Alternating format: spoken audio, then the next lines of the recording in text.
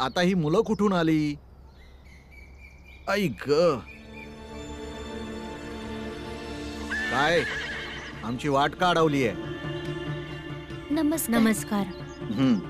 तुम्ही तुमच्या सुनेला घेऊन जायला आलाय नव? हो, पण तुम्ही कोण आहात? मी तुम्हाला हे सांगाय आलोय, तुम्ही ज्या सुनेला आणाय जाते ती मेली आहे साप चावल्यामुळे. काय? हे सर्व कधी आणि कसं झालं? ते परवाच. आणि आता ते असं ठरवून बसले आहेत की तुम्ही आल्यावर त्यांच्या लहान मुलीसोबत तुमच्या मुलाचं लग्न लावून द्यायचं. तिथे तर सर्वजण हेच म्हणत होते की जर दान हुंडा दिला आहे तर असाच का जाऊ द्यायचा. बहुतेक हे मुलाकडचेच असतील. चल आनंद, चल. आणि हुंड्या परत सगळ्यात महत्वाचं म्हणजे ज्या मुली संग तुमच्या मुलाचं लगीन लावणार आहेत ती मुलगी तुमच्या मुलापरीच लहान आहे. आम्ही त्यासनी समजावलं पण त्यांनी नाही ऐकलं. उलट आमासनीच उलट सुलट बोलायला लागले. पर तुमच्याकडे बघून आमासनी असं वाटलं की तुम्ही समजूतदार राहायचा. त्यामुळे तुम्ही हे समजून घ्या की ही सोयरीक तुमच्यासाठी शुभ नाहीये. तुमच्या मुलासाठी कुठली तरी दुसरी मुलगी बघा आणि मग मुलाच्या वयाकडे बघूनच मुलीची निवड करा. हे तर अत्यंत चुकीचं करतायत ते लोक. आम्ही असंच नाही जाणार. आम्ही जाऊन त्यांना विचारणार. जर एखादी दुःखद घटना घडली असेल तर सर्वात आधी आम्हाला कळवायला हवं. असं कसं ते गुपचूप दुसऱ्या मुलीचं लग्न करू शकतात? मुलांनो, बरं केलं तुम्ही हे सगळं सांगितलं. तसं तुम्ही त्यांचे शेजारी आहात? नाही, आम्ही त्यांचं शेजारी नाही आहे, पण आम्हाला तुम्हाला जे सांगायचं होतं सांगितलं.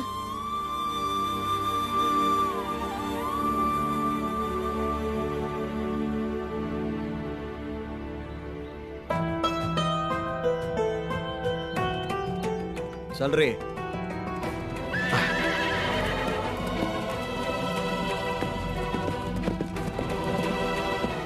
चल भीम, मला वाटतंय आता आपलं काम झालं. आता तिचं लग्न नाही होणार. तू जिंकलास भीम. वय भीम. चला, झाली सगळी तयारी. भाऊ, माधवीचे होणारे सासरे आले.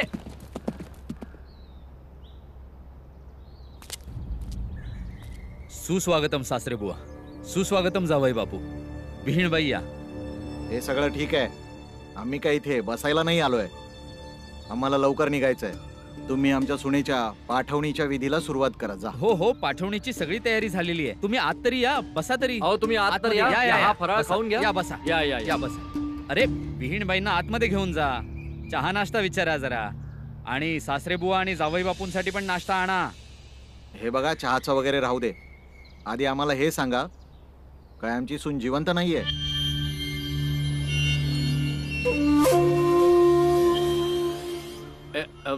हे बघा साहेब, तशी घटना खूपच दुःखद घडली आहे आणि आम्ही देखील खूप दुःखी आहोत.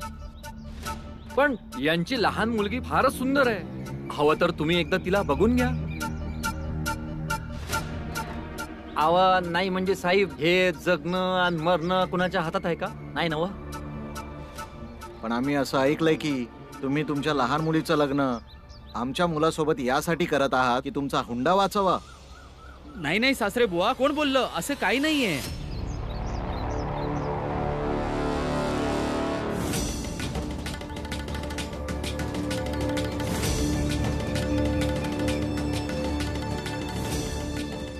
अच्छा, म्हणजे ती मुलं अस्पृश्य आहेत. कोण मुलं? कोण? ती 4 मुलं जी रस्त्यात उभे राहून तुमच्या सर्वांच्या आबरूचे धिंदवडे काढत होते.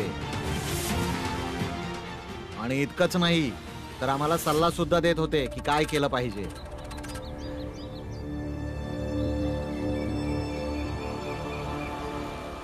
अहो, हे बघा साहेब, ती मुलं तशीच आहेत. त्याचं कामच आहे भडकवणं. तुम्हाला जर पटत नसेल तर यांच्यापैकी कुणालाही विचारू शकता.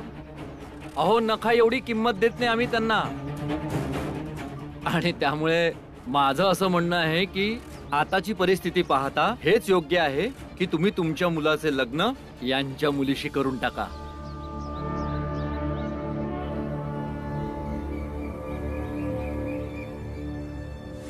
बरोबर आहे. मी सुद्धा हाच विचार करत होतो की काही ती मुलं खरं तर नाही बोलत आहेत, पण जे अस्पृश्य जातीचे आहेत ते उच्च आणि योग्य विचारच करू शकत नाहीत. आणि आता जर मी सोयरीक मोडली तर मी आयुष्यभर ही गोष्ट विसरू शकणार नाही की मी एका अस्पृश्य जातीच्या मुलाचं म्हणणं ऐकलं.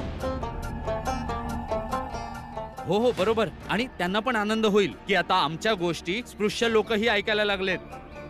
मग नंतर त्यांचं धाडस अजून वाढत जाईल. ते आपल्या घरी येतील, उंबऱ्यापर्यंत येतील, आपल्या बरोबर उठतील आणि बसतील. अरे भीम थांब.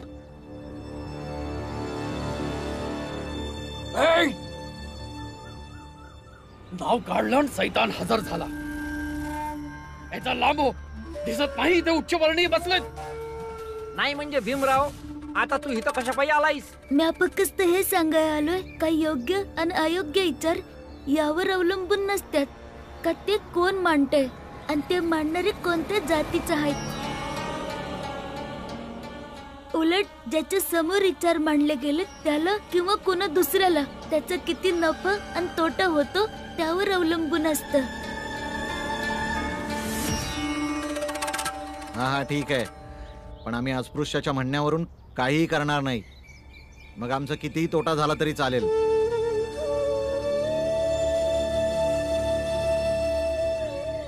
तू इथेच थांब आणि बघ की मी माझ्या मुलाचं लग्न यांच्या लहान मुलीशी कसं लावतो ते. तिकडेच लांब बस, लांब. हा तिथेच. हवं तर तुझ्या घरच्यांनाही बोलावून घे. आम्ही जेवून उष्ट्या पत्रावळ्या तिथेच टाकणार आहोत. तुम्हाला दिसत नाही का तर तुमच्या गर्वाप आहे तुम्ही एका मुलीचं आयुष्य बर्बाद करताय ते.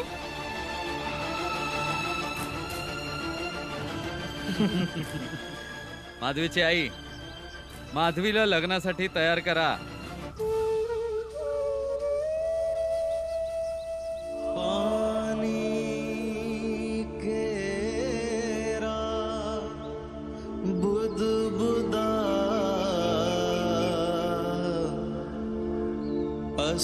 मानुस की जा एक दिन छिप जाएगा जो तारा पर भात, जो तारा पर भात. जर मी माधवी ताईच्या जातीचा असतो तर मुलाकडच्यांनी हे लगीन केलं नसतं. हे समजे माझ्या जातीमुळे माझं म्हणणं ऐकणं झालं. याच गोष्टीचं तर दुःख आहे भीम. तुझ्यासारखं आता त्यांच्या जातीत त्यांच्यामध्ये आता एक सुद्धा माणूस नाहीये जो त्यांच्या डोळ्यावरची त्यांची घमेंड उतरवू शकेल.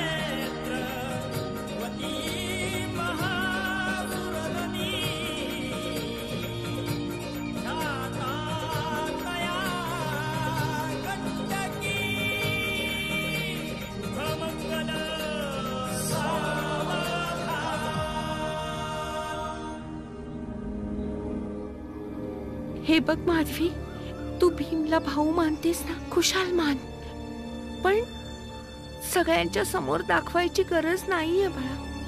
हं?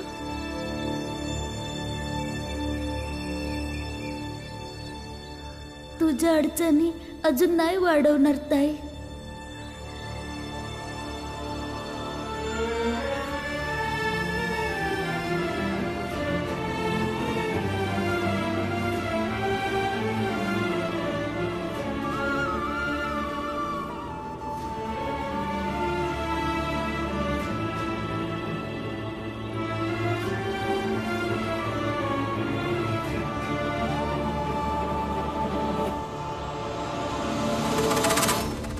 तुला काय वाटलं होतं? हे नाटक करून तुझ्या बहिणीचं लग्न जसं थांबवलं होतंस तसंच माझ्या मुलीचं लग्नही थांबवू शकशील?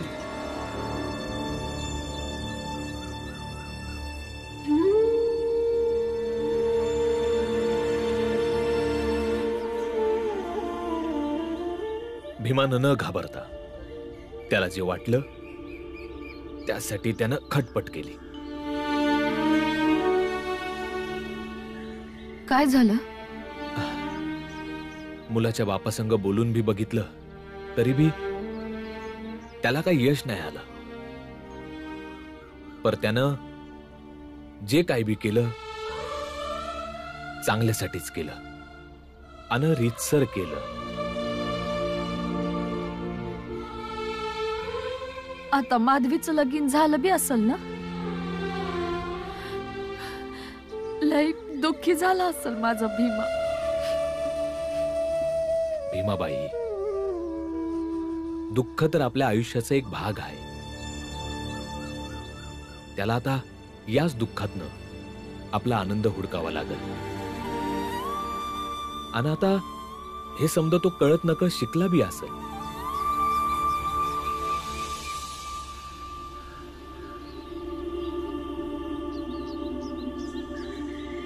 आई, माधवी ताईचं लगीन झालं, तिची पाठवणी आहे. पटकन काहीतरी बनवून दे की, मी तिला भेट म्हणून देऊन येतो.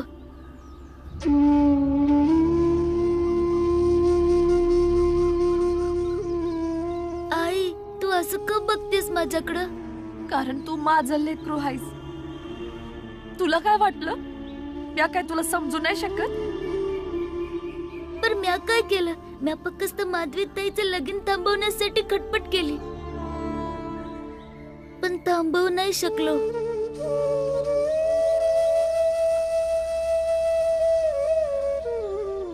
पण आई, आता माधवी ताईचं लगीन झालंय, मग एक भाऊ म्हणून तिची पाठवणी करणं कर्तव्य आहे ना, आणि ते मी करणार आहे. मग यात समजून घेण्यासारखं काय आहे? हेच की, इतक्या सहजपणे कसं लपवतोस रे तुझं दुःख?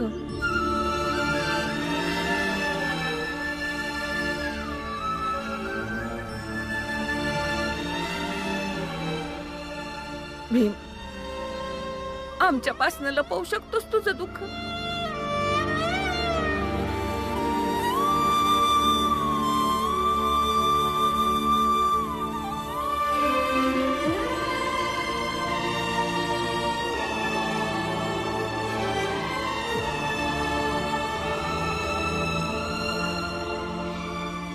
बस बस, आता गप रा बाबा.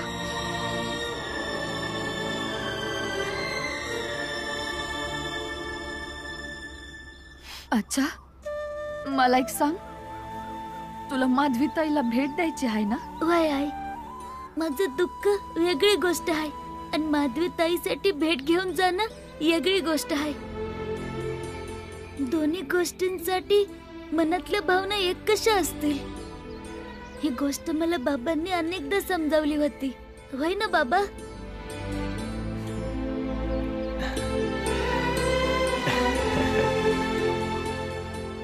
पर बाळा, ती माणसं आपल्या घरात बनवलेला कुठला बी पदार्थ घेतील काय? माधवी तर घेईलच की. हो, आणि बाकीच्या सामानासोबत भीमने दिलेली भेट मिसळून गेल्यावर तर खाताना कुणाला कळणार आहे की ती कुठल्या जातीच्या घरातल्या चुलीवर शिजली आहे? वय, आणि जात फक्त माणसामुळेच समजतीये. ते बी कारणामासनी जातीत वाटल्यामुळं.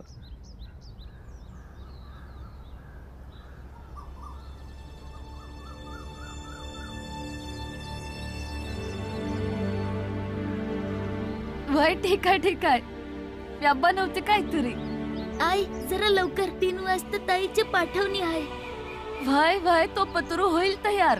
तू जा आता.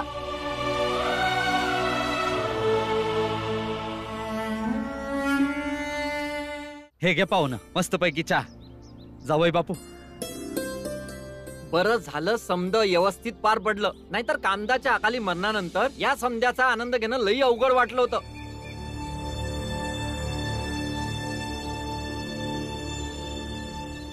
नाही म्हणजे मी तर एवढंच म्हणेन की की कामदाच्या नशिबात हे एवढंच आयुष्य लिहिलं होतं. बिचारीचं आयुष्य संपलं आणि सोडून गेली. आता तुम्ही काळजी करू नका.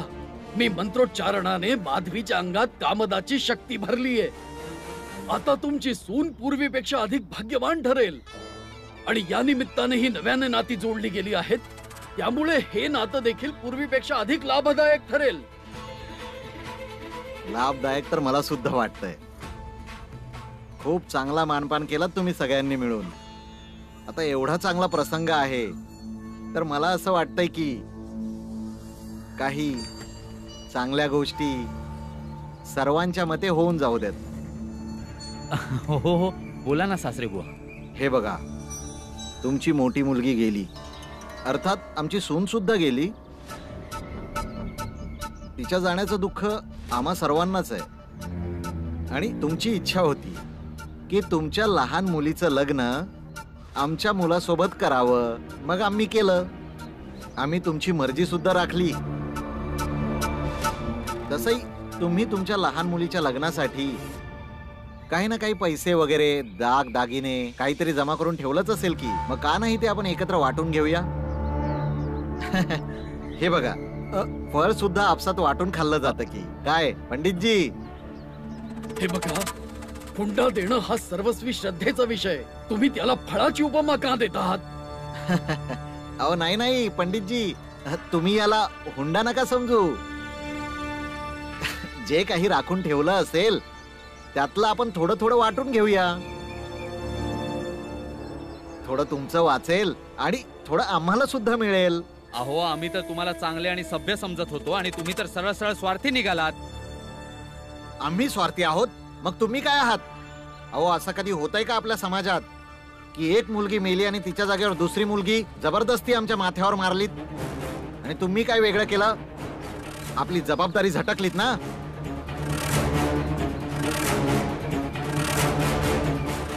कान उघडे ठेवून ऐका. हे माझ्या मुलाचं नवीन लग्न आहे, ते सुद्धा दान हुंड्यात सकट. आणि हुंडा न घेता तुमच्या मुलीची पाठवणी होणार नाही, समजलात? पाठवणी तर होणारच, तेही आत्ताच. मी पण बघतो तुम्ही पाठवणी कशी थांबवता. अहो तुम्ही काय बघणार? अरे तुम्हाला तर त्या अस्पृश्यांची 4 मुलं सुद्धा आवरता येत नाहीत. हे बघा, नाराज होऊ नका. एक मुलगा आणि एक मुलगी गमावून बसलो आम्ही. आता आता एक मुलगी उरली आहे. तिच्या आनंदासाठी आम्हाला जे शक्य होईल ते आम्ही करू. काय शक्य आहे? काय करणार आहोत आपण? हे काय बोलतेस तू? अहो बरोबरच बोलतेय ना. अहो माधवी सासरी केल्यावर आपल्याला काय करायचंय? सगळं जे आहे ते देऊन टाका ना. भाऊ, वहिनींचं म्हणणं बरोबर आहे. जे काही असेल ते देऊन टाका ना. हे बघा, अहो मी तुम्हाला असं कुठे सांगतोय की तुम्ही हे घर जमीन विकून आम्हाला काहीतरी द्या. तुम्ही तुमच्या मुलीच्या लग्नासाठी जे काही राखून ठेवलंय त्याच्यामधलंच थोडंफार आम्हाला द्या. शेवटी तुमच्या मुलीची पाठवणी तर तुम्ही करणारच, तर काय रिकाम्या हाताने करणार का? आणि जेव्हा आम्ही सुनेला आमच्या घरी घेऊन जाऊ तेव्हा शेजारी पाजारी गाववाले विचारणारच ना की हुंड्यात काय आणलं. मग आम्ही त्यांना काय सांगायचं? अहो बरोबर बोलताय तुम्ही. तुम्ही चला बघू आत. तुम्ही बसा ना. असे उभे का? बसा बसा बसा ना. हो हो बसतो.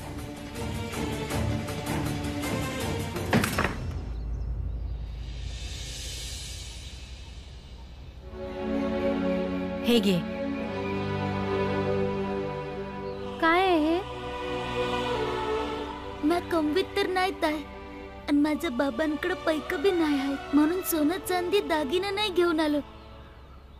पण आईनं यात खाऊ पाठवलं आहे आणि ताईनं तांदूळ आणि गुळाची खीर आणि मंजुळा ताईनं बी तिच्या आवडीचं बनवून दिलं आहे. हे ठेवून घेत आहे. इतकी सुंदर भेट जगात कुठेच नाही मिळणार आणि हे कितीतरी लोकांच्या आवडीचे पदार्थ आहेत. आता आम्ही निघतोच आहे. जर कुणी बघितलं तर उगा अडचण होईल. आणि तसं बी तुझ्या पाठवणीची वेळ झालीये. तू सासरी जा आणि सुखी राहा. चलती चाकी देख कर दिया कबीरा रोय. दुई पाटन के बीच में साबुत बचा